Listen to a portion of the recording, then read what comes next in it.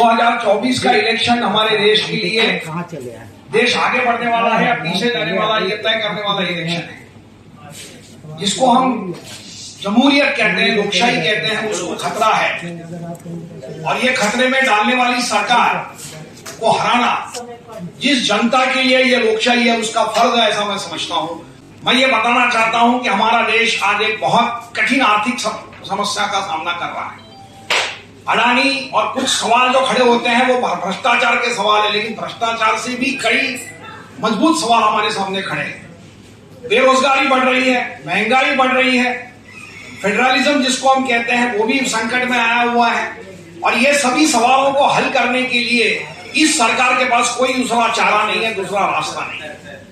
अभी हमने देखा होगा कि हाल ही में सुप्रीम कोर्ट ने और बंबई हाई कोर्ट ने धर्म और राजनीति का साथ निभाना, दोनों को साथ में लेके जाना, ये हमारे देश के लिए एक बहुत बड़ी खतरा है, ऐसा बार बार कहा है। जिस प्रदेश से मैं आता हूं महाराष्ट्र में, वहां पर पिछले दो महीनों से लगातार कुछ लोग मीटिंग लेकर लोगों को भड़काने की बात कर रहे हैं, दोनों धर्म में झगड़े लगाने की बात कर रहे हैं और माहौल खराब कर रहे हैं, जो हमारे देश के जमहूरियत के खिलाफ है। हमारे देश की जो कॉन्स्टिट्यूशन, जो संविधान है, उसकी जो मूल धारणा है धर्मनिरपेक्षता की, भाईचारे की, उसके खिलाफ वो लोग काम कर रहे हैं, लेकिन उनके ऊपर कोई एक्शन नहीं लिया जाता है। इसीलिए हाईकोर्ट ने चिंता व्यक्त की।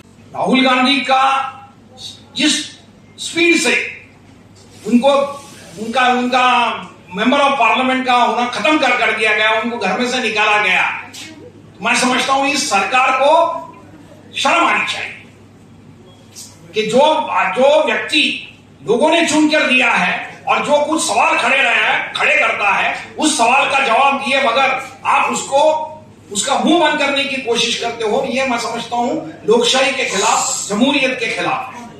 और यही रवैया है जिस तरह से बीजेपी, ईडी, सीबीआई, पुलिस, ये सभी संस्थाओं का इस्तेमाल करके विरोधी पार्टियों के लोगों को तकलीफ देने की कोशिश करती है।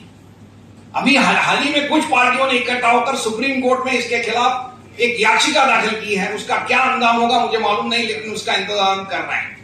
मैं सिर्फ बीजेपी से यह सवाल पूछना चाहता हूं कि जो आदमी कल तक करप्ट है, उसके ऊपर ईडी का हमला होता है, जैसा वो बीजेपी में जाता है दूसरे दिन से उसकी इंक्वायरी बंद हो जाती है, ये क्यों होता है?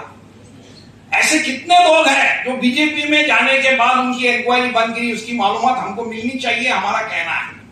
क्या हुआ उनके बारे में? कुछ नहीं होता। महाराष्ट्र में अभी देखें हमने कि जो 50 एमएलए उनको लेकर गवर्नमेंट बीजेपी ने बनाया है, बहुत से एमएलए के ऊपर ईडी ने कार्रवाई की थी। क्या हुआ उसका? इसका जवाब देना चाहिए। आपने बीडीसी के खिलाफ कार्रवाई की, उसका क्या हुआ? जनता को समझना चाहिए। लेकिन आप जनता को कुछ नहीं बताते हो, खुद की सत्ता के लिए जो है अपनी ताकत का इस्तेमाल करते हो, और यही गलत है, ऐसा हमारा कहना है। यही हमारा कहना है कि ये सिस्टम का गलत इस्तेमाल करना लोकशाही के लिए खतरा हो रहा है, और इसीलिए इनको हटाना ये हम सब लोगों का काम हो रहा है, ऐसा मुझे लगता है। हमारी बहन ने कहा कि महिला असुरक्षित महसूस करती है। इसी दिल्ली में निर्भया कांड हुआ था। ये निर्भया कांड के बाद कई घटनाएं ऐसी हुई है, जैसा कठुआ में, जम्मू कश्मीर में कठुआ का रेप हुआ, हाथरस में रेप हुआ। क्या हुआ उसके बारे में? किनको सजा हुई? बल्कि कम्युनल लाइन के ऊपर उनको अत्याचार करने वालों को डिफेंड किया गया। अब तक मैं समझता हूं ये बहुत बड़ा हमारे पर हमला हो रहा है कि जो गुनाह करता है उस आदमी की जात या धर्म देखकर उसके गुनाह का असेसमेंट करना, ये मैं समझता हूं सबसे बड़ा खतरा हमारे देश के लिए है। महाराष्ट्र सरकार में जनता को साथ में लेकर जो कानून लाया, उस कानून में अंधविश्वास के खिलाफ, अंधश्रद्धा के बढ़ाने वालों के खिलाफ एक्शन लेने की बात हुई, लेकिन किसके ऊपर एक्शन हो रही है? तो ये कई सवाल हैं। राहुल गांधी के केस के ऊपर ज्यूरिडिक्शन का भी सवाल आता है। घटना घड़ी कर्नाटक में और जजमेंट मिलता है सूरत में। अभी तो मैंने सुना कि बिहार में भी सुशील मोदी जी केस करने जा रहे हैं, कर दिया। तो मैं ये समझता हूं कि ज्यूरिडिक्शन का सवाल है। मतलब मैं अगर बंबई में कोई अगर होता है, मैं जम्मू कश्मीर में जाकर केस करूंगा, तो क्या जम्मू कश्मीर की अदालत उसको एंटरटेन करेगी? ये बुनियादी सवाल कुछ खड़े होते हैं, तो जुडिशियरी सिस्टम के ऊपर भी कुछ प्रश्न उपस्थित होते हैं, और ये यही चाहते हैं मैं समझता हूं ये मोदी सरकार यही चाहती है कि जुडिशरी की भी क्रेडिबिलिटी खत्म हो जाए, और मैं समझता हूं कि चीफ जस्टिस इसको समझते हैं, उसके लिए वो कॉन्स्टिट्यूशन के प्रोटेक्शन के बारे में बात कर रहे हैं।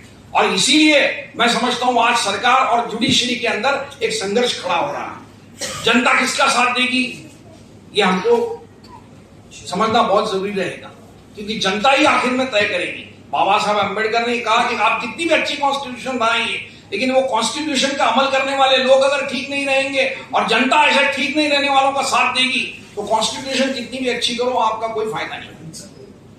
तो इसीलिए एक तरफ मतदाताओं को जागरूक करना यह बात है, और दूसरी तरफ वो जागरूक मतदाताओं को लेकर जिन लोगों की नियत ही जमहूरियत के खिलाफ है, जो लोग डेमोक्रेसी को खत्म करना चाहते हैं, जो इस देश की मूल धारा को ही खत्म करना चाहते हैं, उनके खिलाफ जनता को खड़ा करके 2024 के इलेक्शन में देश बचाओ बीजेपी हटाओ ये नारा लेके हमको आगे जाना पड़ेगा। इतने में आपको कहना चाहूंगा।